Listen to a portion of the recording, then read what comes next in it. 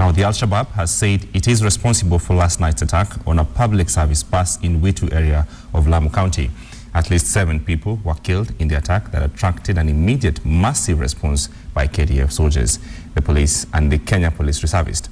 The AFP news agency has quoted the Al-Shabaab spokesman Abdulaziz Musab saying the attack was in response to the Kenyan security operation reports in Lamu. KTN's senior coast reporter Ferdinand Omondi caught up with an injured officer from Lamu. All right, and Ferdinand Omondi joins us on a phone link. Fadi, good afternoon, Fadi. Good afternoon. Please just bring us up to speed with what we know now from yesterday's night attack.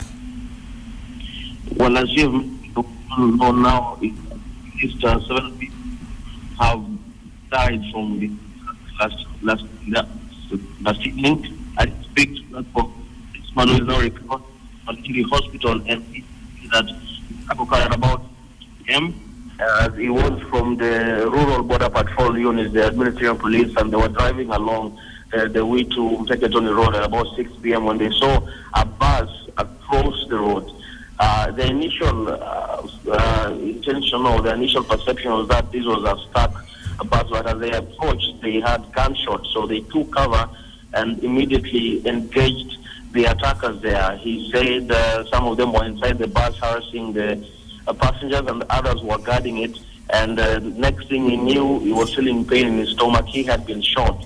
When he woke up, he was already in hospital. But from that encounter, we understand 4 policemen lost their lives. There were a driver of a probox that also stopped next to the bus who was slaughtered. My initial, it does appear that the attackers wanted to hijack that bus, and if the police had not responded in due time and the stroke of luck they had, perhaps they would be telling a very different story. Just allow me to bring you back to just exactly the details of what happened yesterday night, because this happened yesterday night. There was an attempted attack to hijack this bus, but they were word off by the police, by the security. Have you spoken to residents? What are they saying? Well, there are a lot of security forces trying to comb the forest of this area. This area is very dense, and what they're saying is that they're still trying to track down these people. Now, it is very interesting that Al-Shabaab are claiming responsibility. Perhaps they're trying to say that you're going to be here, but we'll still conduct the attacks. They have gone rather guerrilla, because, James, not only are the police, the forces here, we also have the paramilitary GSU, we have the Kenya Defense Forces, and even the special forces within KDF, that is the most qualified fighters that Kenya have, are also in this area. So it also does look that these attackers themselves are not ordinary people. They're very strategic. They know what they are doing, and somehow they are escaping the dragnet mounted by our own soldiers. But as I can tell you now, we just met some of them looking like they've been combing this area. So it is right now still cat and mouse, and if it is Al-Shabaab, as they said, then still this area is in a bit of trouble, because so far no arrests have been made that can really prove that the attackers are now under control.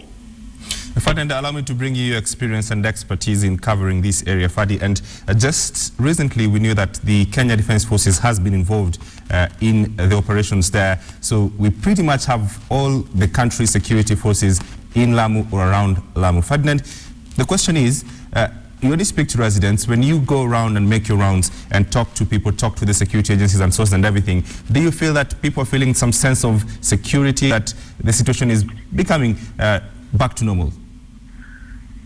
James, I would have to say negative on that, because for a simple reason, in spite of the very heavy presence of forces here, the attacks are still continuing. And a lot of people, I understand, are still not spending nights in their homes. When it gets to evening, they find solace.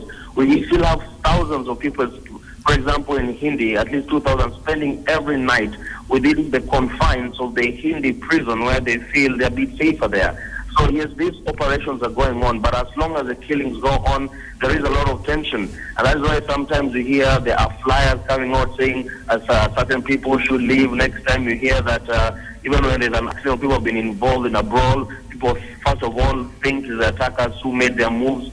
So there is a lot of consternation about the safety of the people here.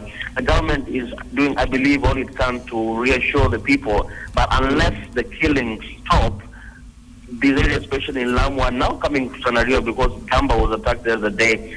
It does appear that it is still not under their control, and the locals, I speak to them daily, they don't feel safe at all. They don't. All right. Ferdinand Omondi, our senior coast reporter, they are looking forward to your report that you'll file for our subsequent bulletin later on.